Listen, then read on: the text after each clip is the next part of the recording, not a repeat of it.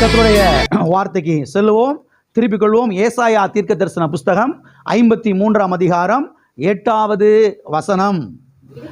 இடுக்கணிலும் நியாய தீர்ப்பிலும் அவர் எடுக்கப்பட்டார். அவருடைய வம்சத்தை யாரால் சொல்லி முடியும்? ஜீவனுள்ளோருடைய தேசத்திலிருந்து அறுப்புண்டு போனார்.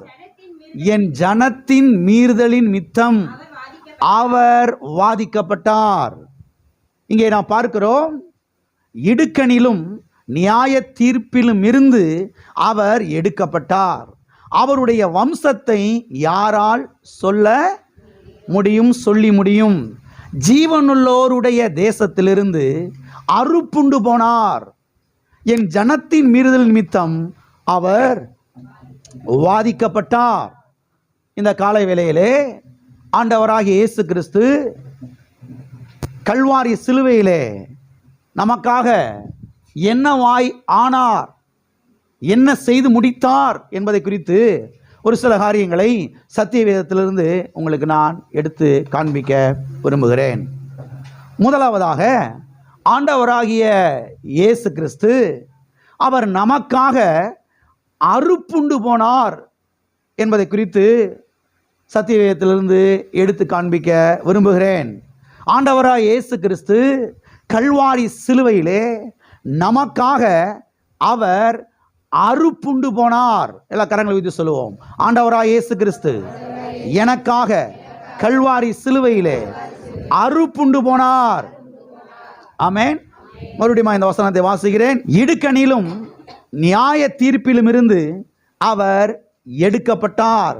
அவருடைய வம்சத்தை யாரால் சொல்லி முடியும்? ஜீவனுள்ளோருடைய தேசத்தில் இருந்து அறுப்புண்டு போனார்.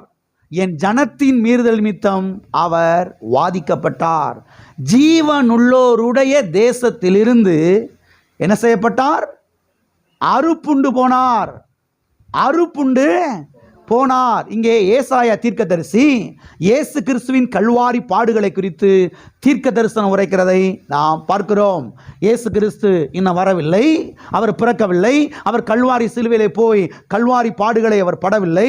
அதற்கு முன்பதாக கிட்டத்தட்ட 800 ஆண்டுகளுக்கு முன்பதாக, இயேசு கிறிஸ்துவின் பிறப்புக்கு முன்பதாக 800 ஆண்டுகளுக்கு முன்பதாக அவர் பாருங்க இந்த தீர்க்க தரிசனத்தை உரைக்கிறார்.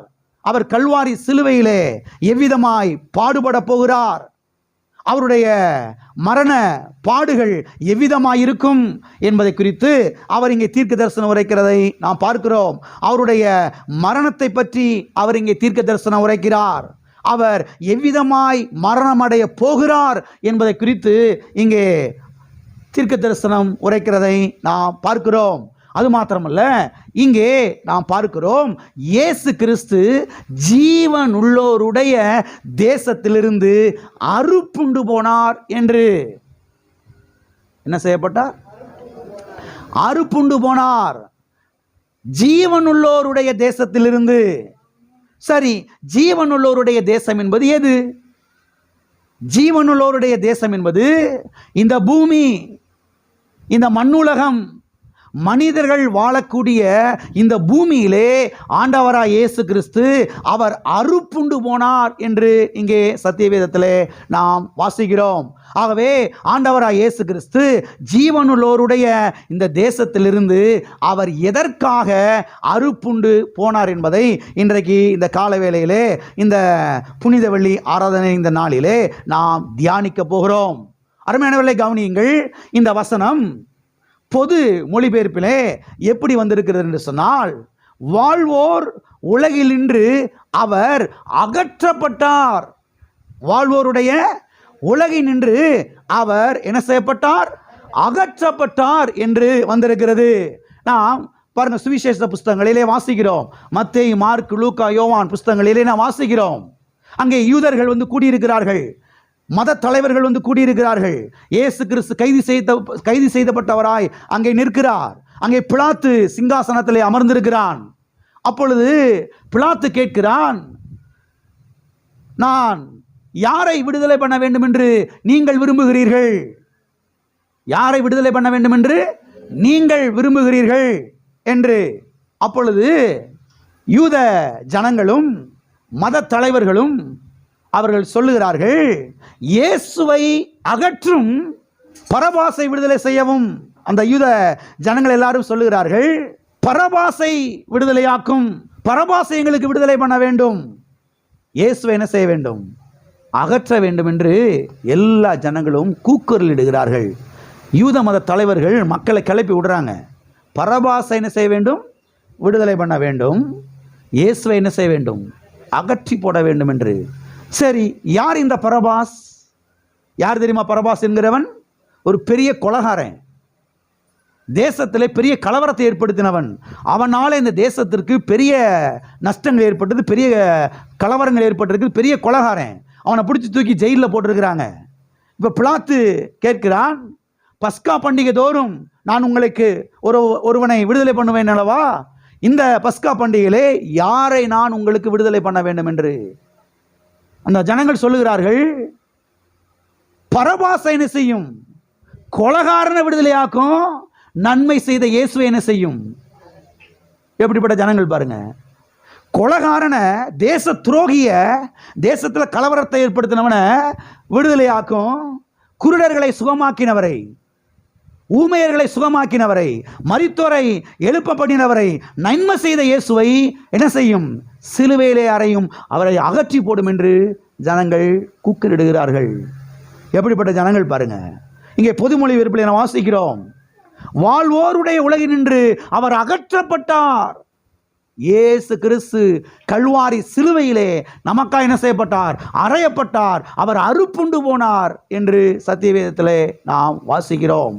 அது மாத்திரமல்ல, இந்த வசனம் ஈஸி டு ரீட் வேர்ஸ் என்கிற இன்னொரு மொழிபெயர்ப்பிலே எப்படி வந்திருக்கிறது என்று சொன்னால், உயிரோடு வாழ்கிறவர்களின் நாட்டிலிருந்து அவர் பிரிக்கப்பட்டார் என்று வந்திருக்கிறது. ஆகவே ஆண்டவராய் இயேசு கிறிஸ்து அவர் அறுப்புண்டு போனார், அவர் நமக்காக அகற்றப்பட்டார், அவர் நமக்காக பிரிக்கப்பட்டார். இயேசு கிறிஸ்து கல்வாரி சிலுவையிலே அவர் கதறுகிறார், என் தேவனே, என் தேவனே, ஏன் என்னை கைவிட்டீர் என்று. பிதாவும் இயேசு கிறிஸ்துவும் ஒன்றாக இருந்தார்கள். அவர்கள் ஒரு நாள் பிரிந்ததாக கிடையவே கிடையாது. சத்தியவேதத்தில் நீங்கள் வாசிக்க முடியாது.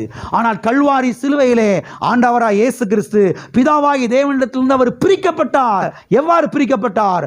மனுஷனுடைய பாவத்தின் நிமித்தமாக. மனுஷனுடைய பாவம், நம்முடைய பாவம் பிதாவாகிய தேவனையும் இயேசுவையும் அன்றைக்கு என்ன செய்தது? பிரித்தது. ஆகையால் தான் இயேசு கிறிஸ்து கதறுகிறார், என் தேவனே, என் தேவனே, ஏன் என்னை என்ன செய்தீர், கைவிட்டீர். ஆகவே ஆண்டவராய் இயேசு கிறிஸ்து நமக்காக கல்வாரி சிலுவையிலே அவர் அறுப்புண்டு போனார் என்பதை சத்தியவேதத்திலே நாம் ஆழமாய் பார்க்கிறோம். சரி, ஆண்டவராய் இயேசு கிறிஸ்து கல்வாரி சிலுவையிலே யாருக்காக அறுப்புண்டு போனார்? இது ஆழமாய் கவனிக்க வேண்டும். அவர் யாருக்காக அறுப்புண்டு போனார்? நமக்காக அவர் அறுப்புண்டு போனார். நாம் ஒவ்வொருவருக்காக அவர் அறுப்புண்டு போனார். இந்த பூமியிலே பிறந்த ஒவ்வொரு தனிப்பட்ட மனிதனுக்காகவும் ஆண்டவராய் இயேசு கிறிஸ்து என்ன செய்யப்பட்டார்? அவர் அறுப்புண்டு போனார். சரி, ஆண்டவராய் இயேசு கிறிஸ்து எதற்காக ஜீவனுள்ளோருடைய தேசத்திலிருந்து அறுப்புண்டு போக வேண்டும்? இதைத்தான் இன்றைக்கு ஆழமாய் நாம் பார்க்க போகிறோம். இயேசு கிறிஸ்து எதற்காக ஜீவனுள்ளோருடைய இந்த தேசத்திலே, மனிதர்கள் வாழக்கூடிய இந்த பூமியிலே, இந்த மண்ணுலகத்திலிருந்து அவர் அறுப்புண்டு போக வேண்டும்? எதற்காக அவர் அறுப்புண்டு போனார்?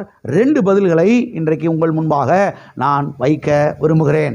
முதலாவதாக என்ன பதில் என்று சொன்னால், ஜீவனுள்ளோர் மேலே இயேசு கிறிஸ்து ஆண்டவராய் இருப்பதற்காக அவர் அறுப்புண்டு போனார். எல்லாம் இருக்கிறீங்களா? முதலாவதாக ஜீவனுள்ளோர் மேலே, மனிதர்கள் மேலே, இந்த மக்கள் மேலே இயேசு கிறிஸ்து ஆண்டவராய் இருப்பதற்காக அவர் அறுப்புண்டு போனார் என்று சத்தியவேதத்திலே நாம் வாசிக்கிறோம். வாசிப்போம். ரோமருக்கு எழுதின நிருபம் 14ஆம் அதிகாரம் 9வது வசனம். கிறிஸ்துவும் மரித்தோர் மேலும் ஜீவனுள்ளோர் மேலும் ஆண்டவராய் இருக்கும் பொருட்டு மரித்தும் எழுந்தும் பிழைத்தும் இருக்கிறார்.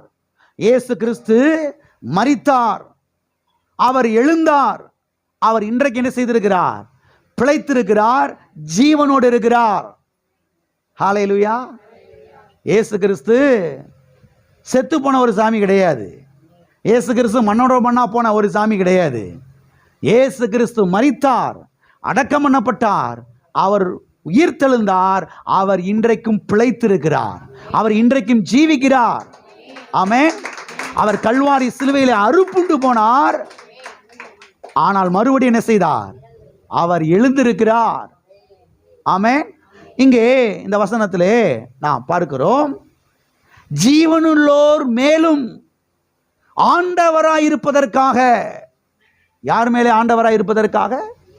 ஜீவனுள்ளோர் மேலே ஆண்டவராயிருப்பதற்காக அவர் மரித்தார், அவர் அறுப்புண்டு போனார் என்று இந்த வேத வசனத்திலே நாம் பார்க்கிறோம். ஆமென். சரி, எதற்காக அவர் மரித்தார்? எதற்காக அவர் அறுப்புண்டு போனார்? இதை ஆழமாய் உள்ளத்திலே நீங்கள் பதிக்க வேண்டும். ஜீவனுள்ளோர் மேலே இவர் இயேசு கிறிஸ்து ஆண்டவராய் இருப்பதற்காக அவர் என்ன செய்யப்பட்டார்? அறுப்புண்டு போனார். எதற்காக அறுப்புண்டு போனார்? ஜீவனுள்ளோர் மேலே ஆண்டவராய் இருப்பதற்காக.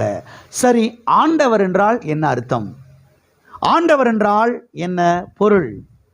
ஆண்டவர் என்று சொன்னால் ஆளுகை செய்கிறவர் என்று அர்த்தம். ஆண்டவர் என்று சொன்னால் ஆண்டு கொள்ளுகிறவர் என்று அர்த்தம். ஆண்டவர் என்று சொன்னால் தேவைகளை எல்லாம் சந்திக்கிறவர் என்று அர்த்தம். ஆண்டவர் என்று சொன்னால் பாதுகாக்கிறவர் என்று அர்த்தம். ஆண்டவர் என்று சொன்னால் பராமரிக்கிறவர் என்று அர்த்தம். ஆண்டவர் என்று சொன்னால் போஷிக்கிறவர் என்று அர்த்தம்.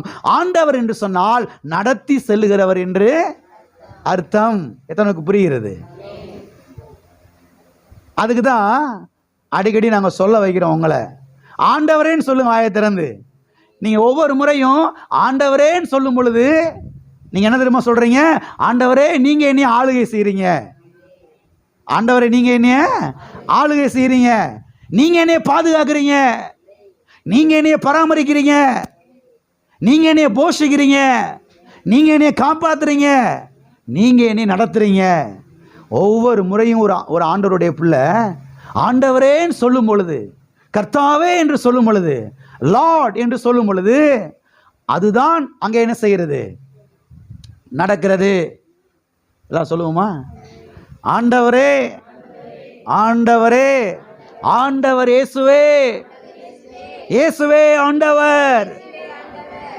காலையில் எந்திரிச்ச உடனே ஐயோன்னு சொல்றதுக்கு பதிலா ஆண்டவரேன்னு சொல்லுங்க. சிலருக்கு வாயை திறந்த உடனே என்னதான் வருது? ஒன்றும் தெரியாமல் இருக்கீங்கல்ல, விளங்கும். நான் சொல்கிறது ஒன்றும் தெரியாமல் இருக்கீங்க, நீங்கள் விளங்கும். சிலர் பெட்டை விட்டு எந்திரிச்ச உடனே ஆண் பழுதுட்டு ஐயோன்றது. இன்றைக்கி என்ன நடக்க போதோன்னு தெரியுது சொல்கிறது. என்னத்தை விளங்கி, என்னத்தை உருப்பட்டு, என்னத்தை முன்னேறி இந்த தேனியில் என்னத்தைன்னு சொல்லி கிடச்சது என்னமே என்ன செய்யலை, ஒன்றுமே. அங்கே 4 அலுமினி செடி தான் கிடக்கு வீட்டுக்குள்ளே. 20 வருஷமாக சொல்லி என்னத்தை சொல்லி என்ன தான் கிடக்குது? 4 அலுமினி சட்டிக்கு மேலே 5வது அலுமினி சட்டி கூட வரமாட்டேங்குது. நீங்கள் முன்னேறுவதற்கு வழியை சொல்லி கொண்டிருக்கிறேன், கவனிங்க. காலைல எழுமுன உடனேயே இயேசுவே நீர் என் ஆண்டவர் சொல்லுங்க. உங்கள் தேவையை அவர் சந்திப்பார், உங்களை அவர் பாதுகாப்பார். ஆமென். இயேசுவே என் பிள்ளை மேலே நீர் ஆண்டவர், இயேசுவே என் புருஷன் மேலே நீர் ஆண்டவர், இயேசுவே என் மனைவி மேலே நீர் ஆண்டவர், என் மூத்த பிள்ளை மேலே, இளைய பிள்ளை மேலே, கடைசி பிள்ளை மேலே, 4வது பிள்ளை மேலே, என் மருமகன் மேலே, மருமகன் மேலே இயேசுவே ஆண்டவர் சொல்லுங்க. அவர் சொல்லுவார், நான் தான் போவோம் ஆண்டவர். நீ ஆண்டவர்னு சொல்லிட்டேல, இப்போ உன் குடும்பத்தை நான் சார்ஜ் எடுக்கிறேன், உன் குடும்பத்தை இப்போ நான் பார்த்துக்கிறேன், நான் என் குடும்பத்தை பார்த்துக்கிறேன் ஆண்டவரே. நீங்கள் இப்போ சார் உட்காருங்க ஆண்டவரே, போ ஊரில் போ, எனக்கு என்ன பிரச்சனையும் இல்லை, நான் நல்லா தான் இருக்கிறேன், எனக்கு ஒரு பிரச்சனை இல்லைப்பா, நான் என் குடும்பத்தை தாங்க போகிறேன், போ தாங்கு போ, எனக்கு என்ன. இயேசுவே நான் ஆண்டவர் நீ சொன்னேன்னா உன் குடும்பத்தை நான் பொறுப்பெடுப்பேன், உன் குடும்பத்து மேலே நான் கவனமாக இருப்பேன். உன் பிள்ளைகளை பாதுகாக்கிறதுல, உன் மனைவியை பாதுகாக்கிறதுல, உன் புருஷனை பாதுகாக்கிறதுல, உன் பேர பிள்ளைகளை பாதுகாக்கிறதுல, உன் தேவையை சந்திக்கிறதுல நான் அக்கறை காண்பிப்பேன். அதனால் வாயை திறந்து அடிக்கடி என்ன சொல்லணும்? இயேசுவே என் ஆண்டவர். நல்லா தம் கட்டி சொல்லுவோமா? நல்லா மூச்சை எடுத்து விட்டு போயிடாது சொல்லுவோமா? இயேசுவே என் ஆண்டவர். சவுண்டு பத்தாதுன்னு நினைக்கிறேன். சொல்லுவோமா? சொல்லுங்க. இயேசுவே. மறுபடியும் சொல்லுங்க. ஓகே, எந்திரிச்சு காலையில் எந்திரிச்சு உடனே சொல்லுங்க. அப்படி இயேசுவே என் ஆண்டவர். என்ன செய்யுங்க? சொல்லுங்க. இயேசு கிறிஸ்து கல்வாரி சிலுவையில் அறுப்புண்டு போனார். எதற்காக? ஜனங்கள் மேலே அவர் ஆண்டவராய் இருப்பதற்காக. ஆண்டவர் என்றால் என்ன அர்த்தம்?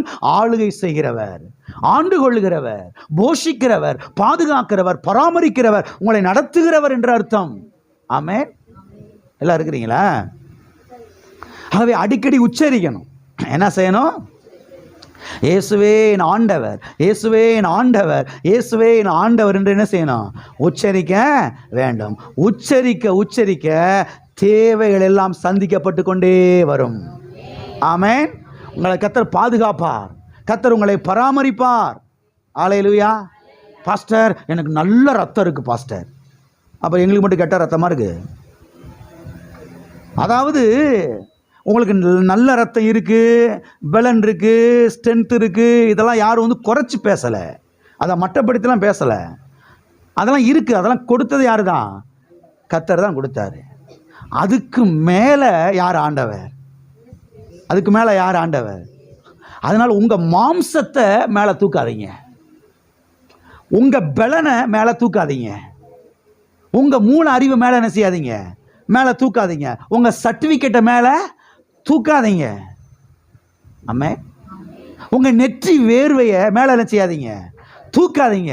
இயேசுவே ஆண்டவர், இயேசுவே ஆண்டவர், இயேசுவே ஆண்டவர் என்று இருதயத்திலிருந்து ஆழத்திலிருந்து நீங்கள் கூப்பிடும்போது நான் சொல்கிறேன், கர்த்தர் சொல்லுவார், நான் தான் ஆண்டவர், உன் பக்கத்தில் தான் இருக்கிறேன். நான் தான் ஆண்டவர், உன் கூட தான் இருக்கிறேன். நான் தான் ஆண்டவர், உள்ளத்தில் தான் இருக்கிறேன். உன் பிள்ளை கூட இருக்கிறேன். நீ படுத்து நிம்மதியாக தூங்கு, உன் பிள்ளை கண்டிப்பாக பத்திரம் வீடு வந்து சேரும். எல்லாம் இருக்கிறீங்களா? சொல்லுங்க அடிக்கடி, என் பிள்ளை மேலே இயேசுவே ஆண்டவர், என் குடும்பத்தின் மீது இயேசுவே ஆண்டவர், என்னுடைய பிஸ்னஸ் மேலே இயேசுவே ஆண்டவர், என்னுடைய வியாபாரத்தின் மேலே இயேசுவே ஆண்டவர், எங்கள் திருச்சபையின் மேலே இயேசுவே ஆண்டவர். ஹல்லேலூயா. வாசிங்க ரோமர்கள் நிருபம் 10ஆம் அதிகாரம் 9வது வசனம் 10வது வசனம். என்னவென்றால், கர்த்தராகிய இயேசுவை நீ உன் வாயினாலே அறிக்கையிட்டு தேவன் அவரை மரித்தோரிலிருந்து எழுப்பினார் என்று இருதயத்தில் விசுவாசித்தால் ரட்சிக்கப்படுவாய். நீதி உண்டாக இருதயத்திலே விசுவாசிக்கப்படும், ரட்சிப்பு உண்டாக வாயினாலே அறிக்கை பண்ணப்படும். இந்த 9ஆம் வசனத்தை எல்லாரும் கவனியுங்கள். என்னவென்றால், கர்த்தராகிய இயேசுவை நீ உன் வாயினாலே என்ன செய்து இப்போ நான் உங்களை சொல்ல வச்சேன், அதுக்கு பேர் என்னது? அதுக்கு பேர் தான் அறிக்கை. இங்கே சொல்லப்பட்டிருக்கிறது, கர்த்தராகிய இயேசுவை உன் வாயினாலே அறிக்கையிட்டு. நம்ம தமிழ் பைபிளில் சரியாக மொழிபெயர்க்காமல் விட்டாங்க. மற்ற மொழிபெயர்ப்புகளில் ரொம்ப அருமையாக நல்லா மொழிபெயர்த்துருக்கிறாங்க. அதில் மற்ற மொழிபெயர்ப்புலேருந்து நான் இங்கிலீஷு மற்ற இதுலேருந்து உங்களுக்கு வாசித்து காட்டுறேன் பாருங்க. இந்த வசனம் பொது மொழிபெயர்ப்பில் எப்படி வந்திருக்குதுன்னா, இயேசுவே ஆண்டவர் என்று உன் வாயினாலே அறிக்கையிட்டு. இயேசுவே உன் ஆண்டவர் என்று உன் வாயினாலே அறிக்கையிட்டு என்று பொது மொழிபெயர்ப்பில் வந்திருக்கிறது. இதே வசனம் ஈஸி டு ரீட் வேர்ஷன் என்கிற இன்னொரு ஆங்கில வேதாகமத்திலே இது எப்படி வந்திருக்கிறதுன்னு சொன்னால், இயேசுவே கர்த்தர் என்று உன் வாயினால் சொல்லுவாயானால். உன் வாயினாலே அப்போ என்ன சொல்லணும்? அடிக்கடி இயேசுவே கர்த்தர், இயேசுவே ஆண்டவர். அப்படி வாயத்திறந்து என்ன செய்யணும்? சொல்லணும். சொல்ல சொல்ல சமாதானம், சரீரத்திலே சுகம். ஆமென். சரீரத்தில் இருக்கிற குறுக்கு வலி, பலவீனங்கள், மொட்டு வலி எல்லாம் பறந்து போயிடும். என் சரீரத்தின் மீது இயேசுவே ஆண்டவர். ஆமென். என் தலையின் மேலே இயேசுவே ஆண்டவர். என் ஹார்ட் மேலே இயேசுவே ஆண்டவர். ஹார்ட் பிரச்சனையெல்லாம் மறைஞ்சிரும். உண்மையை சொல்றேங்க. சிலருக்கு ஹார்ட் பிரச்சனை இருக்கலாம். சொல்லுங்க கையை வச்சு, இயேசுவே என் ஹார்ட் மேலே ஆண்டவர், இயேசுவே என் லங்ஸ் மேலே ஆண்டவர், இயேசுவே என் ஸ்டொமக் மேலே ஆண்டவர். ஆமென். இயேசுவே என் கிட்னி மேலே ஆண்டவர். ஹல்லேலூயா, ஹல்லேலூயா. இயேசுவே என் ஐ மேலே ஆண்டவர், என் கண்கள் மேலே ஆண்டவர். ஹல்லேலூயா. இயேசுவே என் நரம்புகள் மேலே ஆண்டவர். நான் சொல்கிறேன், இவ்வளோ நாள் ஒழுங்க வேலை செய்யாத நரம்புல ஒழுங்க வேலை செய்ய ஆரம்பிச்சிருப்பேன். நல்ல நாவு சக்தியெல்லாம் வந்துடும், மறதியெல்லாம் போயிடும். இப்போ என்ன செஞ்சிடும்? மறந்துடுறனே பாஸ்டர், எங்கன்னு எதை வச்சே என்ன செஞ்சிடறேன். நான் சொல்கிறேன், நல்ல நாவு சக்தி வரணுமா? போகும்போது, வரும்போது, உட்காரும் போது, எந்திரிக்கும் போது, சைக்கிளில் போகும்போது, வண்டியில் போகும்போது, பஸ்ஸில் போகும்போது சொல்லிக்கிட்டே இருங்க, இயேசுவே ஆண்டவர், இயேசுவே ஆண்டவர். இயேசுவை உன் வாயினாலே அறிக்கை செய்து, ஆமென், இயேசுவே கர்த்தர் என்று உன் வாயினாலே சொல்லுவாயானால் அப்பொழுது ரட்சிக்கப்படுவாய், அப்பொழுது காப்பாற்றப்படுவாய், அப்பொழுது சுகமடைவாய், அப்பொழுது வாழ்வடைவாய், அப்பொழுது வெற்றி அடைவாய். ரட்சிக்கப்படுவாய்னா அதான் அர்த்தம். ஆமென். எனவே உங்களுக்கு பாதுகாப்பு வேணுமா? சுகம் வேணுமா? வெற்றி வேணுமா? நன்மை வேணுமா? ஆசீர்வாதம் உண்டாகணுமா? தையலை தச்சுக்கிட்டே என்ன செய்யலாம்? இயேசுவே ஆண்டவர்.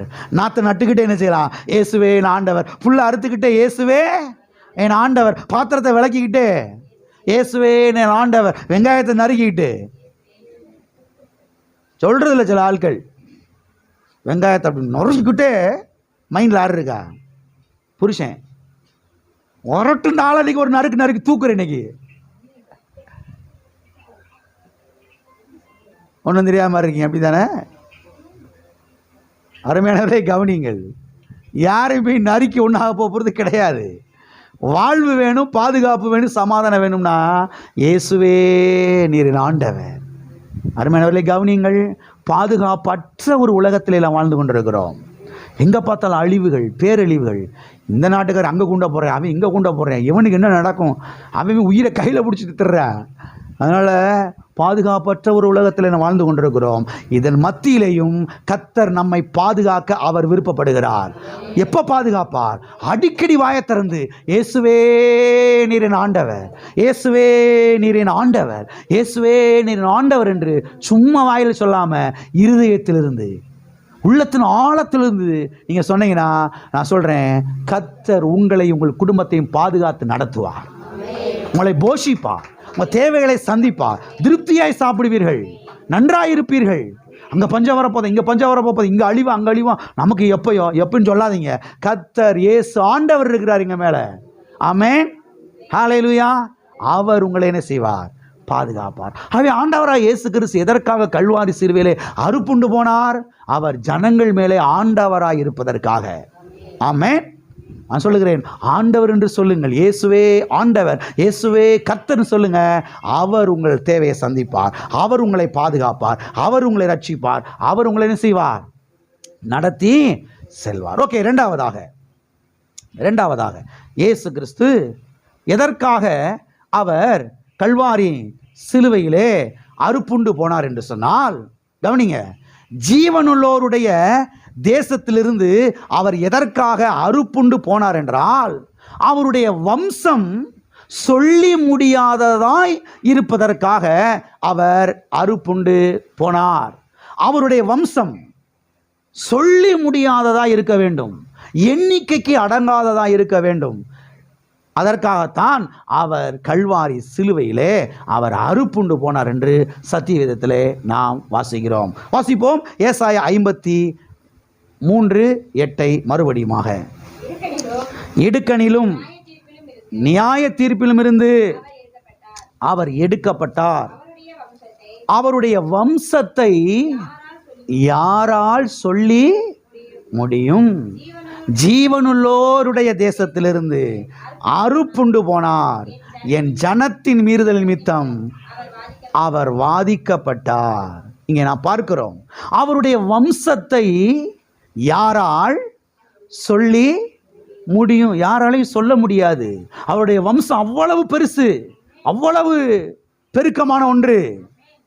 அருமையானவர்களே, கவனிங்கள், ஆண்டவராய் இயேசு கிறிஸ்து கல்வாரி சிலுவையிலே எதற்காக அவர் அறுப்புண்டு போனார்? இதனுடைய விளைவு என்ன? இதனுடைய ரிசல்ட் என்ன? இதனுடைய ரிசல்ட் என்னன்னா, கோடிக்கணக்கான ஜனங்கள் இன்றைக்கு அவருக்கு பிள்ளைகளாக பிறந்திருக்கிறார்கள். அதுல ஒரு கூட்டம் தான் இங்க உட்கார்ந்து இருக்கிறோம். இயேசு கிறிஸ்து 2000 வருஷத்துக்கு முன்பதாக கல்வாரி சிலுவையில் அறுப்புண்டு போனார், ரத்தத்தை சிந்தினார். அதனுடைய ரிசல்ட் என்ன? அதனுடைய விளைவு என்ன? இன்னைக்கு கோடிக்கணக்கான ஜனங்கள் அவருக்கு பிள்ளைகளாக பிறந்திருக்கிறார்கள். இன்றைக்கு நாம் அவருடைய பிள்ளைகளாக இருக்கிறோம். அவருடைய குமாரராக, அவருடைய குமாரத்தியாக என்ன செய்கிறோம்? எத்தனை பேர் பெருமைப்படுறீங்க நான் அவருடைய பிள்ளைன்னு சொல்றதுக்கு? நாளா ரொம்ப ரொம்ப பெருமைப்படுறேன். நாங்கள் இந்த வம்சம் போஸ்டர் அடிச்சு வர ஒட்டிடுறாங்க. நாங்கள் இந்த வகையாறு நதின்னு. ஆனால் இந்த வம்சத்தை கவனிங்க, இந்த ரூட்டை கவனிங்க. இது எவ்வளோ பெருசுன்னு பாருங்க. உலகத்திலேயே பெரிய வம்சம் எந்த வம்சம்னா, யாருடைய வம்சம்னா இயேசுவின் வம்சம். அந்த வம்சத்தில் நாமெல்லாம் இருக்கிறோம். எல்லாம் சொல்லுங்க, நான் இயேசு கிறிஸ்துவின் வம்சம். ஹல்லேலூயா. இயேசுவின் வம்சம் சொல்றதுல பெருமைப்படுங்க. இந்த மாம்சமான வம்சத்தை சொல்லி நிச்சயாதீங்க, மேல தூக்காதீங்க. என்ன செய்யாதீங்க? பக்கத்துலேயே ஜாதி பேரையும் போட்டுக்கிறது, அதை பேப்பர் அடிச்சு ஒட்டுறது, நாங்கள் இந்த வகையாறு போட்டு விடுறது. நாங்கள் இயேசு கிறிஸ்துவின் வம்சம். இந்த மாம்சமான காரியத்தை தூக்கி என்ன செய்ய மாட்டோம்? நாங்கள் பேச மாட்டோம், தூக்கி காண்பிக்க மாட்டோம். நாங்கள் இயேசுவின் வம்சம். ஆமென். இயேசு கிறிஸ்து எதற்காக கல்வாரி சிலுவையில் அறுப்புண்டு போனார்? அவருடைய வம்சம் சொல்லி முடியாததா இருப்பதற்காக அவர் என்ன செய்தார்? கல்வாரி சிலுவையிலே அவர் அறுப்புண்டு போனார். அது மாத்திரமல்ல, ஆண்டவராய் இயேசு கிறிஸ்து ஒரு முறை சீசரிடத்திலே சொன்னார். என்ன சொன்னார்? கோதுமை மணியானது நிலத்தில் விழுந்து சாகாவிட்டால் அது தனித்திருக்கும், செத்ததை ஆகில் மிகுந்த பலனை கொடுக்கும். வாசித்திருக்கிறீங்களா? கோதுமை மணியானது, கோதுமை விதைய நீங்க செல்ஃப்லேயே வச்சிருக்கிறனால ஒரு லாபம் வராவே, அது அப்படியே இருக்கும். 20 வருஷம் எங்கே தான் இருக்கும்? கோதுமை மணி அங்கே தான் இருக்கும் செல்ஃபில். ஆனால் அதை எடுத்து மண்ணுக்குள்ளே விதைச்சா இந்த விதை முதலாவது சாகுது. இந்த விதை சாகுறதுனால எல்லாமே அழிஞ்சு போச்சுன்னு அர்த்தம் கிடையாது. அங்கே விழுந்து சாகுறதுனால அதிலிருந்து ஒரு கதிர் உண்டாகி அதில் 100-200 விதைகள் உண்டாகும். அதை கொண்டு போய் விதைச்சா ஆயிரக்கணக்கான விதைகள் உண்டாகும். எத்தனை புரிகிறது? இயேசு என்ன சொல்றாரு? நான் சிலுவையில சாகுறதுனால நான் அப்படியே மண்ணோட மண்ணா போயிடும் அர்த்தம் கிடையாது. நான் சிலுவையில சாகுறதுனால கோடிக்கணக்கான ஜனங்கள் என் ரத்தத்துக்கு பிறக்க போகிறார்கள் என்று சொல்லுகிறார். பிசாசுக்கு இந்த விவரம் புரியல. பிசாசு ஒரு முட்டாள், அவனுக்கு விளங்கல. பாருங்க, இந்த விஷயம் பிசாசுக்கு விளங்கி இருந்துச்சுன்னா இயேசு சிலுவைக்கு போகாம அவனை குறுக்க விழுந்து தடுத்திருப்பான். உங்களுக்கு புரியுதான் சொல்றது? இயேசுவை சிலுவையில் அடிக்கும்படியாக யூத ஜனங்களை எழுப்பி விடுறான், மத தலைவர்களை எழுப்பி விடுறான். ஆனால் அவன் என்ன நினச்சிக்கிட்டு இருக்கிறான்? இயேசு சிலுவையில் அவரை வச்சு அடிச்சிட்டோம்னா அவர் செத்துருவார், இதோட மேட்ரு முடிஞ்சிச்சு நான் நினைச்சான். ஆனால் அவர் சாகிறதுனால கோடிக்கணக்கான ஜனங்கள் இந்த ரத்தத்தின் மூலமாய் பிறக்க போகிறார் என்கிற காரியம் பிசாசுக்கு என்ன செய்யலை? விளங்கி இருந்துச்சுன்னா அவனே என்ன செஞ்சிருப்பான்?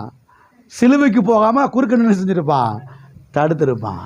இங்கே பார்க்கிறோம், அவர் ஜீவனுள்ளோர் தேசத்தில் என்ன செய்யப்பட்டார்? அறுப்புண்டு போனார். எதற்காக? சொல்லி முடியாத அளவுக்கு அவருக்கு பிள்ளைகள் பிறப்பதற்காக.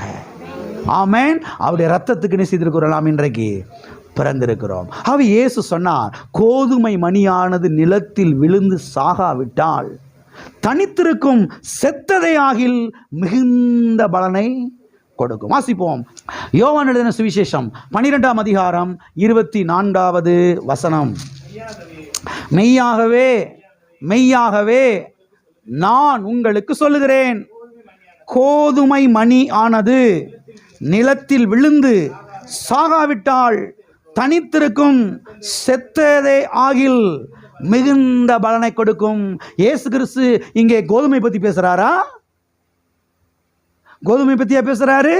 தன்னுடைய மரணத்தை பற்றி பேசுகிறார். தன்னுடைய கல்வாரி சிலுவையை குறித்து அவர் பேசுகிறார். சிலுவையிலே தான் மரிக்கப் போகிறதை குறித்து அவர் பேசுகிறார். நான் சிலுவையிலே மரிப்பதன் மூலமாக அநேக பலன்கள் உண்டாக போகிறது, அநேக லாபங்கள் உண்டாக போகிறது.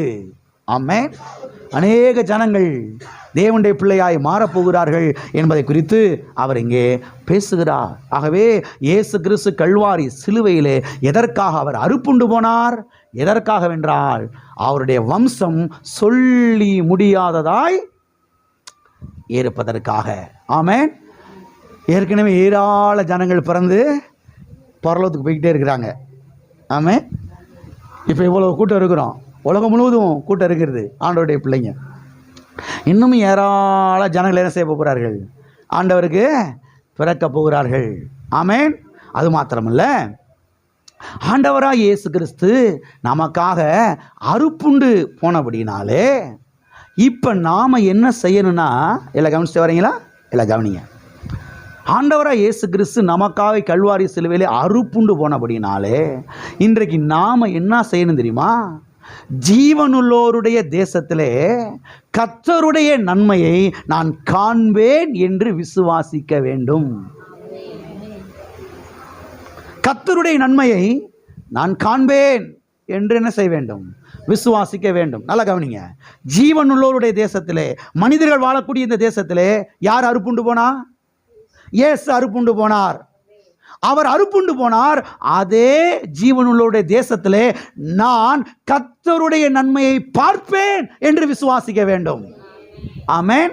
வாசிப்போம். சங்கீதம் 27:13. நானோ ஜீவனுள்ளோர் தேசத்திலே கர்த்தருடைய நன்மையை காண்பேன் என்று விசுவாசியாதிருந்தால் கெட்டு போயிருப்பேன். எல்லாம் எடுத்துட்டீங்களா? எல்லாம் பாருங்க. நான் வாசிக்கிறேன்.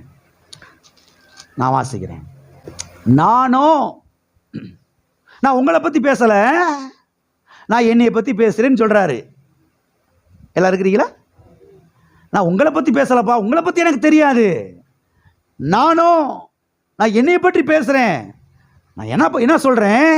ஜீவனுள்ளோர் இந்த தேசத்திலே, மனிதர்கள் வாழக்கூடிய இந்த பூமியிலே, இவ்வளவு தீமைகள் நிறைந்த இந்த உலகத்திலே கர்த்தருடைய நன்மையை நான் பார்ப்பேன் என்று விசுவாசிக்கிறேன் என்று அவன் இங்கே சொல்லுகிறான். அங்கே தீமையா, இங்கே தீமையா, அங்கே தீமையா, அங்கே அழிவா, அங்கே 4 ஒரு மண்டையை போட்டாங்களா, அதை பற்றி என்கிட்ட பேசாதீங்க. அதை பற்றி எனக்கு தேவையே கிடையாது. நான் என்னையை பற்றி சொல்கிறேன். நான் என்னையை பற்றி என்ன சொல்கிறேன்? நானும் ஜீவனுள்ளோர் இந்த தேசத்திலே, மனிதர்கள் வாழக்கூடிய இந்த பூலோகத்திலே கர்த்தருடைய நன்மையை நான் பார்ப்பேன். நான் என் பிள்ளைகள், என் சந்ததியாரும் கர்த்தருடைய நன்மையை பார்ப்பேன் என்று நான் விசுவாசிக்கிறேன். ஆமென். நான் சொல்லுகிறேன், நீங்கள் விசுவாசிக்கணும். விசுவாசிக்கல என்ன செய்யாது? ஒன்றுமே விசுவாசிக்கல என்ன செய்யாது? ஒன்றும் நடக்காது. ஜீவனுள்ளோர் இந்த தேசத்திலே, வியாதிகள் நிறைந்த இந்த தேசத்திலே, தீமைகள் நிறைந்த இந்த தேசத்திலே, அழிவுகள் நிறைந்த இந்த தேசத்திலே கர்த்தருடைய நன்மையை நான் பார்ப்பேன். எனக்கு நன்மைதான்,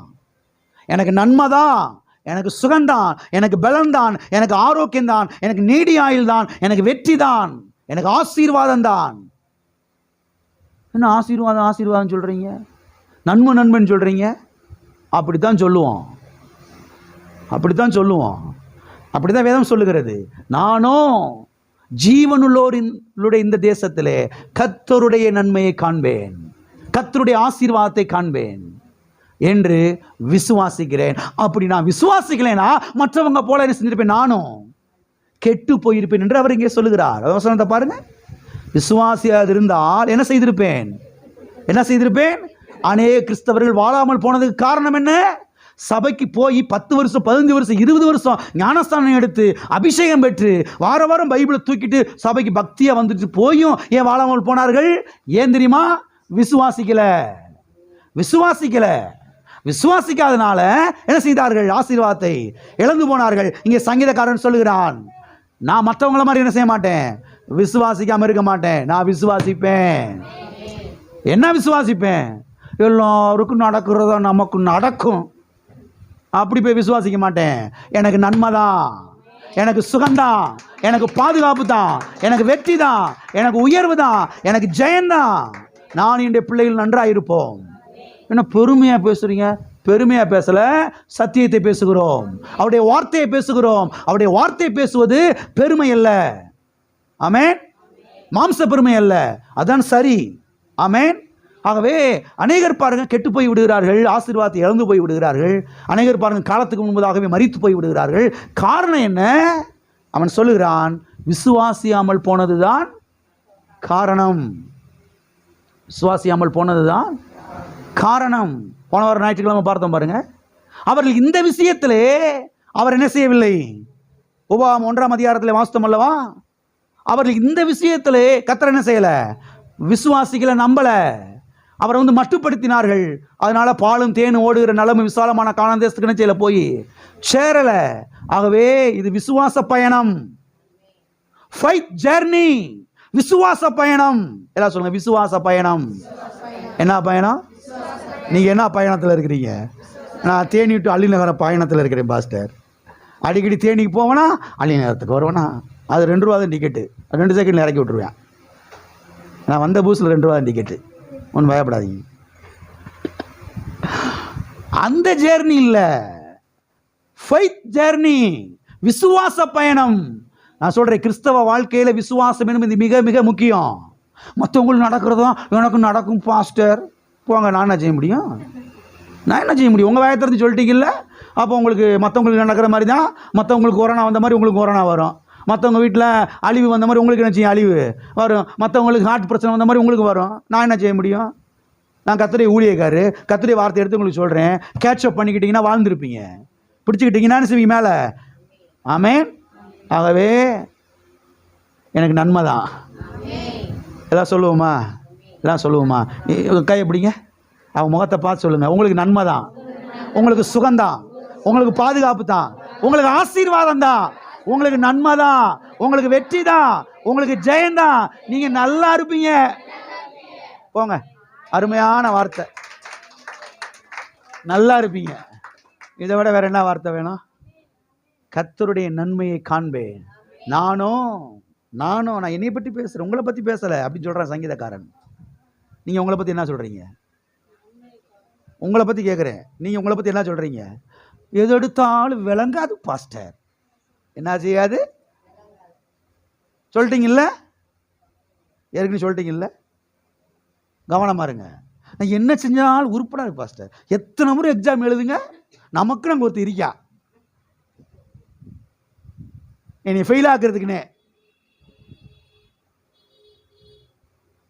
1000 ஃபெயில் ஆக்குறவன் அங்கே உட்காந்துருந்தாலும் சரி, அவனுடைய இருதயத்தில் கர்த்தர் இரக்கத்தை கட்டளையிடுவார். பார்வோனுடைய குமாரத்தியுடைய இருதயத்திலே கர்த்தர் அன்றைக்கு இரக்கத்தை கட்டளையிட்டார். மோசே காப்பாற்றப்பட்டான்.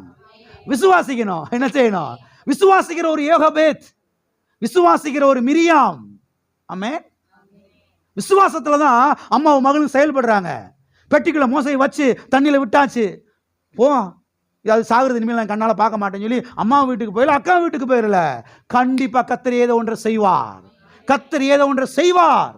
ஆமென். ஆகவே அம்மாவும் மகளும் ஒளிஞ்சிருந்து பார்க்குறாங்க. கொலகார பைய பார்வோன், அவனுடைய மக வர்றா. கொலகாரங்க அவன் பார்வோன்னு, அவன் மக வர்றா. அவ சொல்றா, யாருடைய பிள்ளை? ஓ, எபிரேயுடைய பிள்ளைகளா? கூப்பிட்டு, இந்த பிள்ளை என்ன செய்ய போறேன்? என் மகனா நான் வளர்க்க போறேன். கர்த்தர் எப்படி பிளேட்டை மாத்துறாரு பாருங்க. விசுவாசம் செய்யற வேலை. நீங்க விசுவாசித்தீங்கன்னா கர்த்தர் பிளேட்டை மாத்துவாருங்க. எல்லாம் சொல்றீங்களா? விசுவாசத்தா பிளேட்டை கர்த்தர் மாத்துவாரு. பிளேட் மாற மாட்டேங்குது பாஸ்டர். விசுவாசிங்க. என்ன செய்யுங்க? விசுவாசிங்க. கர்த்தர் பிளேட் செய்வாரு. பாஸ்டர் உங்களுக்கு தெரியாது பாஸ்டர், தேனியில பிழைக்கிறது ரொம்ப கஷ்டம் பாஸ்டர். எங்க பிழைக்கிறது? வாயை சரி பண்ணுங்க, தேனியில நல்லா பிழைப்பீர்கள். பக்கத்தில் கைப்பிடி சொல்லுங்க, பக்கத்தில் கைப்பிடி சொல்லுங்க. விசுவாசிங்க, இதே தேனியில நல்லா பிழைப்பீங்க. ஹல்லேலூயா. ஆமென். ஆகவே நினைக்கிறது கிடையாது, விசுவாசிக்கிறது. என்னது? கர்த்தரா பார்த்து நன்மை செய்வார் நினைக்கிறேன் பாஸ்டர். நினைக்கிறது இல்லை சிஸ்டர், விசுவாசிக்கிறது. இதான் சொல்லுவோமா? நினைக்கிறது இல்ல, விசுவாசிக்கிறது. புரிஞ்சா? நினைக்கிறது இல்ல, என்ன செய்யறது? நான் இப்படி ஆண்டவர் செய்வார் நினைச்சேன், நினைச்சுக்கிட்டே இருக்கக்கூடாது. வாயத்திறந்து செய்யணும், விசுவாசத்தில் பேசணும். ஆமென். என் பிள்ளை ஃபர்ஸ்ட் கிளாஸில் பாஸ் பண்ணுவான், விசுவாசிக்கிறீங்களா? என் பிள்ளைங்க நல்ல இடத்துக்கு வருவாங்க, இந்த தேசத்தில் உயர்ந்த இடத்துக்கு என் பிள்ளைங்க வருவாங்க. என்ன எழுதியிருக்கோ தலையில் போ. நீங்களே டெய்லி உங்கள் பிள்ளை தலையில் எழுதிக்கிட்டே வர்றீங்க. டெய்லியும் உங்கள் பிள்ளையோட தலையில் எழுதிச்சிருக்கீங்க தான், டெய்லி எழுதுறீங்க. கர்த்தர் பார்க்குறாரு, ஏப்பா தம்பி, நீயே உன் பிள்ளை மேலே டெய்லி எழுதிவிட்டு என்னைய குற்றம் சாட்டுறேப்பா. ஆண்டவன் என்ன எழுதியிருக்கான், ஆண்டவன் என்ன எழுதியிருக்கான்னு என்னையை பார்த்து சொல்கிறேப்பா. ஆனால் டெய்லியும் என்ன செய்கிற, 12 மணி நேரம் உன் பிள்ளையை பார்த்து பேசி பேசி என்னத்தையும் நீ எழுதி விடுற தலையில். என்ன அமைதியாக இருக்கீங்க எல்லாரும்? நீங்கள் என்ன எழுதுகிறீர்கள் உங்கள் பிள்ளையை பார்த்து? உங்கள் பிள்ளையோட தலையில் நீங்கள் என்ன எழுதுறீங்க? இது உருப்படாது, இது விளங்காது, இது முன்னேறாது, இது தேராது. என்ன செய்யாது? கோபத்தில் சில பேசிடுறோம், உடனே ஆண்டவரே ரத்தத்தினால நீ கழுவும், சுத்திகரிமையா. பிள்ளைய பார்த்து தப்பாக பேசிட்டு, ஆண்டவரே நான் வடக்கு எனக்கு உதவி செய்யுங்கப்பா, சரியாக பேசணும் செய்யுங்க, எனக்கு உதவி செய்யுங்க ஆவியானவரே. அதுக்கு தான் ஆவியானவர் உள்ள என்ன செய்கிறாரு, இருக்கிறார். ஆமென். ஆகவே விசுவாசிக்க வேண்டும். விசுவாசிக்கும் போது தான் நன்மைகள் வந்து என்ன செய்ய ஆரம்பிக்கும், பலிக்க ஆரம்பிக்கும். விசுவாசிக்கும் போது தான் சுகம் வந்து பலிக்கும். விசுவாசிக்கும் போது தான் ஐஸ்வர்யங்கள் வந்து பலிக்கும். விசுவாசிக்கும் போது தான் சமாதானம் வந்து என்ன செய்ய ஆரம்பிக்கும், பலிக்க ஆரம்பிக்கும். ஆகவே முதலாவதாக இயேசு கிறிஸ்து கல்வாரி சிலுவையிலே நமக்காக அவர் அறுப்புண்டு போனார். அதில் 2 காரியத்தை பார்த்தோம். ஒன்று என்ன, ரெண்டாவது என்ன? அவர் அறுப்புண்டு போனார். எதற்காக? அவர் ஜனங்கள் மேலே ஆண்டவராய் இருப்பதற்காக. அவர் அறுப்புண்டு போனார். எதற்காக? சொல்லி முடியாத அளவுக்கு அவருக்கு வம்சங்கள் என்ன செய்யும்படியாக, உண்டாகும்படியாக. ஆமென். ஓகே, இரண்டாவது காரியத்தை பார்ப்போம். முதலாவதாக அவர் நமக்காக அறுப்புண்டு போனார். இரண்டாவதாக அவர் நமக்காக வாதிக்கப்பட்டார் என்று சத்தியவேதம் சொல்லுகிறது. மறுபடியும் வாசிப்போம். ஏசாயா 53:8. இடுக்கணிலும் நியாய தீர்ப்பிலும் இருந்து அவர் எடுக்கப்பட்டார், அவருடைய வம்சத்தை யாரால் சொல்லி முடியும்? ஜீவனுள்ளோருடைய தேசத்திலிருந்து அறுப்புண்டு போனார், என் ஜனத்தின் மீறுதல் நிமித்தம் அவர் வாதிக்கப்பட்டார். என் ஜனத்தின் மீறுதல் நிமித்தம் இயேசு வாதிக்கப்பட்டார். எல்லாம் சொல்லுங்க, இயேசு எனக்காக கல்வாரி சிலுவையிலே வாதிக்கப்பட்டார். என்ன செய்யப்பட்டார்? அவர் வாதிக்கப்பட்டார். எதற்காக அவர் வாதிக்கப்பட்டார்? என் ஜனத்தின் மீறுதலின் நிமித்தமாக, என் ஜனத்தினுடைய மீறுதலுக்காக அவர் என்ன செய்யப்பட்டார்? வாதிக்கப்பட்டார். சரி, மீறுதல் என்றால் என்ன அர்த்தம்? மீறுதல் என்றால் மீறி நடப்பது என்று அர்த்தம். நம்ம சொல்றோம் இல்லையா, ஏண்டா இப்படி தலைப்படுத்தன பண்ற, ஏண்டா இப்படி ஆடுற, வீட்டுக்குள்ள சொன்னதே இல்லையில ஒன்றும் தெரியாத மாதிரி இருங்க, விளங்குனா சரி. என்ன வீட்டுக்குள்ள, வீட்டுக்குள்ள ஆடாதரா, ஏற்கனவே ஆடி போய் தான் இருக்கிறோம், இதில் ஏண்டா இன்னும் இப்படி ஆடுற, ஏன் பிள்ளை இப்படி ஆடுற சொல்கிறோமா சொல்லலையா? அதான் என்னது? மீறி நடக்கிறது. மீறுதல் என்றால் என்ன அர்த்தம்? மீறி நடப்பது. சரி, மீறி நடப்பது என்றால் எதை மீறி நடப்பது? கர்த்தருடைய வார்த்தையை மீறி நடப்பது, அவருடைய சத்தத்தை மீறி நடப்பது. முதலாவது மனுஷனாகிய ஆதாமும் ஏவாளும் கர்த்தருடைய வார்த்தையை மீறி நடந்தார்கள். அவர்கள் மீறி நடந்தனுடைய விளைவைத்தான் இன்றைக்கு இந்த பூலோகத்திலே, இந்த மண்ணுலகத்திலே நாம் பார்க்கிறோம். இவ்வளவு வியாதிகள், இவ்வளவு பாருங்க அழிவுகள், இவ்வளவு நாசமோசங்கள், இவ்வளவு அசுத்தங்கள், இவ்வளவு தீமைகள். இதற்கெல்லாம் காரணம் என்ன? நம்முடைய தாத்தாவாகிய ஆதாமும் நம்முடைய பாட்டியாகிய ஏவாளும் மீறி நடந்தபடினாலே. எதை மீறி நடந்தபடினாலே? கர்த்தருடைய வார்த்தையை மீறி நடந்தபடினாலே தான் இவ்வளவு பாருங்க அழிவுகள், பேரழிவுகள், இவ்வளவு நஷ்டங்கள், இழப்புகள், இவ்வளவு சுனாமி, இவ்வளவு பேரழிவுகள், இவ்வளவு தீ விபத்துகள் எல்லாம் உலகத்தில் என்ன செய்கிறது? நடக்கிறது.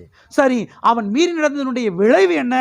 முதலாவது, அவன் தேவனை இழந்தான், தேவனுடைய பிரசன்னத்தை இழந்தான், தேவனுடைய சமூகத்தை அவன் இழந்தான், இருதயத்தில் இருந்தக்கூடிய சமாதானத்தை இழந்தான், ஏதேன் தோட்டத்தை இழந்தான், சரீர சுகத்தை இழந்தான், ஐஸ்வர்யத்தை இழந்தான். எல்லாவற்றையும் ஆதாம் ஏவாள் என்ன செய்தார்கள்? இழந்தார்கள். எதனால? கர்த்தருடைய வார்த்தையை மீறி நடந்தபடினாலே. எனவே ஆண்டவராய் இயேசு கிறிஸ்துவை குறித்து இங்கே எழுதப்பட்டிருக்கிறது, அவர் நமக்காக வாதிக்கப்பட்டார் என்று. எதற்காக அவர் வாதிக்கப்பட்டார்? என் ஜனத்தினுடைய மீறுதலுக்காக.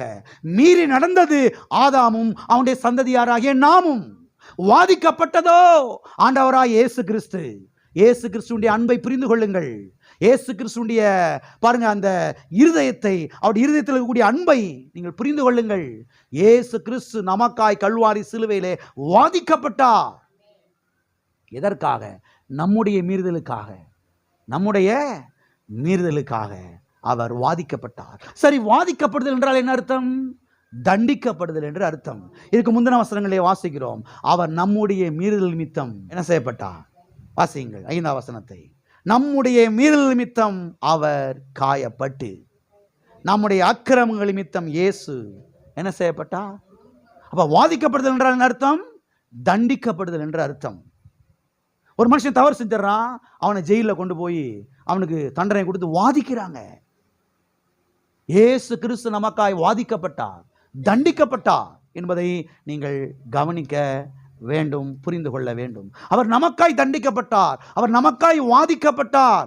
எங்கே வாதிக்கப்பட்டார்? கல்வாரி சிலுவையிலே வாதிக்கப்பட்டார். பாதாளத்திலே அவர் வாதிக்கப்பட்டார். இயேசு கிறிஸ்து கல்வாரி சிலுவையிலே மாத்திரமல்ல, அவர் பாதாளத்துக்கு சென்று அவ்வளவு வேதனைகளை அவர் ஏற்றுக்கொண்டார். அவர் வாதிக்கப்பட்டார். சரி, எதற்காக அவர் வாதிக்கப்பட்டார்? ஆதாம் இழந்து போன எல்லாவற்றையும் மீண்டும் ஆதாமும் அவனுடைய சந்ததியாராகிய நாமும் பெற்றுக்கொள்வதற்காக அவர் என்ன செய்யப்பட்டார்? வாதிக்கப்பட்டார். ஆமென். ஆகவே அடிக்கடி ஜெபத்திலே கர்த்தருக்கு நினைப்பூட்டுங்கள். கர்த்தாவே, எனக்காய் கல்வாரி சிலுவையிலே நீர் வாதிக்கப்பட்டீர், எனக்காய் பாதாளத்துக்கு சென்று வாதிக்கப்பட்டீர். ஆண்டவரே கர்த்தாவே, இன்றைக்கு எல்லா ஆசீர்வாதமும் இன்றைக்கு உம்முடைய கல்வாரி பாடுகள் மூலமாய் எனக்கு வந்து பலிக்கிறபடியால் உமக்கு ஸ்தோத்திரம். ஆமென். எனவே ஆண்டவர் நமக்காய் கல்வாரி சிலுவையிலே வாதிக்கப்பட்டார், தண்டிக்கப்பட்டார். ஆசீர்வாதங்களை சம்பாதித்து வைத்திருக்கிறார் கல்வாரி சிலுவையிலே.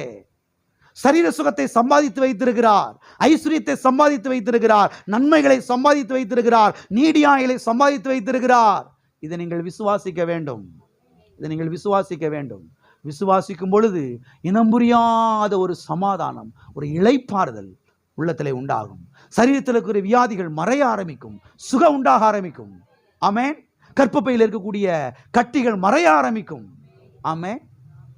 எல்லாம் இருக்கிறீங்களா? இருதயத்தில் இருக்கக்கூடிய பிரச்சனைகள் மாற ஆரம்பிக்கும். இயேசுவை எனக்காய் வாதிக்கப்பட்டீர், எனக்காய் தண்டிக்கப்பட்டீர், கல்வாரி சிலுவையிலே மாத்திரமல்ல பாதாளத்துக்கு சென்று. ஆமென். நீர் வாதிக்கப்பட்டது உண்மை என்று சொன்னால் இன்றைக்கு நான் சுகமாயிருப்பது உண்மைதான். நீர் வாதிக்கப்பட்டது சத்தியம் என்று சொன்னால் இன்றைக்கு நான் சுகமாயிருப்பதும் சத்தியம். ஆமென். ஆகவே எல்லா ஆசீர்வாதங்களும் என்னுடைய வாழ்க்கையில வந்து பலிக்கிறபடியால் உமக்கு ஸ்தோத்திரம். எல்லா ஆசீர்வாதங்களும் என்னுடைய வாழ்க்கையில வந்து பலிக்கிறபடியால் உமக்கு ஸ்தோத்திரம். ஆகவே ஆண்டவராய் இயேசு கிறிஸ்து நமக்காய் அறுப்புண்டு போனார். ஆண்டவராய் இயேசு கிறிஸ்து நமக்காய் வாதிக்கப்பட்டார். எதற்காக? அவர் நம்மேலே ஆண்டவராய் இருப்பதற்காக. சொல்லி முடியாத அளவுக்கு வம்சங்கள் அவருக்கு உண்டாயிருப்பதற்காக, நாம் இன்றைக்கு நன்றாய் இருப்பதற்காய், சுகமாய் இருப்பதற்காய், ஆரோக்கியமாய் இருப்பதற்காக அவர் கல்வாரி சிலுவையிலே வாதிக்கப்பட்டார். ஆமென். ஆகவே நீங்கள் கடந்த காலத்தில் செய்த உங்களுடைய பாவத்துக்காக, நீங்கள் வாலிபர்களாக இருந்த பொழுது சில தவறுகளுக்காக இன்றைக்கு நீங்கள் தண்டிக்கப்பட வேண்டிய அவசியம் இல்லை. நீங்கள் வாதிக்கப்பட வேண்டிய அவசியம் இல்லை. இந்த கைனால் எவ்வளவு பாவம் செஞ்சிருக்கீங்க, இந்த கால்னால் எவ்வளவு பாவம் செஞ்சிருக்கிறேன், இந்த வாயினால் எத்தனை குடும்பத்தை நான் வந்து கெடுத்து பேசியிருக்கிறேன், எவ்வளவு தவறு செஞ்சிருக்கிறேன், இந்த கண்ணால் எவ்வளவு அசிங்கமான காரியத்தை நான் பார்த்துருக்கிறேன், அதுக்காகலாம் தண்டனையை பெற வேண்டாமா? பெற வேண்டாம். ஏன்னா இயேசு உங்களுக்காய் தண்டிக்கப்பட்டு விட்டார். உங்களுடைய பாவத்துக்காக இயேசு கல்வாரி சிலுவையிலே வாதிக்கப்பட்டு விட்டார். அவரை நான் விசுவாசிக்கிறபடினாலே தண்டனையில் இருந்து இன்றைக்கு நான் விடுதலையாகி இருக்கிறேன். எனக்கு இன்றைக்கு தண்டனை கிடையாது, இன்றைக்கு எனக்கு ஆக்கினை தீர்ப்பு கிடையாது, இன்றைக்கு எனக்கு வாதிப்பு கிடையாது. இயேசு எனக்காய் வாதிக்கப்பட்டு விட்டார். இன்றைக்கு நான் விடுதலையோடு வாழலாம், சமாதானத்தோடு வாழலாம். ஆமென். எல்லாரும் எளிமையில் இருப்போம், நாம் ஜெபிப்போம். எல்லாரும் எளிமையில் நின்று ஹல்லேலூயா, ஹல்லேலூயா, ஹல்லேலூயா, ஹல்லேலூயா, ஹல்லேலூயா. எனக்காய் வாதிக்கப்பட்டு கடந்த கால பாவத்தை நினச்சி நீங்கள் வருந்த வேணாம். கடந்த கால பாவத்தை நினச்சி நீங்கள் உங்களை நீங்களே குற்றப்படுத்தி நீங்களே உங்களை தண்டிச்சுக்கிற வேணாம். இயேசு உங்களுக்காய் தண்டிக்கப்பட்டிருக்கிறார். இயேசு உங்களுக்காய் தண்டிக்கப்பட்டிருக்கிறார். ஹல்லேலூயா, ஹல்லேலூயா. இன்றைக்கு நான் சுகமாயிருப்பேன், இன்றைக்கு நான் ஆரோக்கியமாயிருப்பேன், இன்றைக்கு நான் நன்றாயிருப்பேன். இயேசுவே ஆண்டவர். எங்கள் சபையின் மேலே இயேசுவே ஆண்டவர். என் குடும்பத்தின் மீது இயேசுவே ஆண்டவர். என் புருஷன் மேலே இயேசுவே ஆண்டவர். நான் சொல்கிறேன், அடிக்கடி உங்கள் புருஷன் மேலே இயேசுவே ஆண்டவர்னு சொல்லுங்கள், சீக்கிரம் ரசிக்கப்பட்டுருவார், சீக்கிரம் சபைக்கு வந்துடுவார். ஆமென். இயேசுவே என் புருஷன் மேலே ஆண்டவர், இயேசுவே என் பிள்ளை மேலே ஆண்டவர், ஆண்டவர் ஆண்டவர் சொல்லுங்கள். ஆண்டவர் ஆளுகை செஞ்சுக்கிட்டே இருப்பார். பிசாசுடைய ஆளுகையெல்லாம் ஓடிடும், பிசாசுடைய ஆளுகையெல்லாம் ஓடி. இயேசுவே ஆண்டவர், இயேசுவே ஆண்டவர், இயேசுவே ஆண்டவர், இயேசுவே ஆண்டவர், இயேசுவே ஆண்டவர்.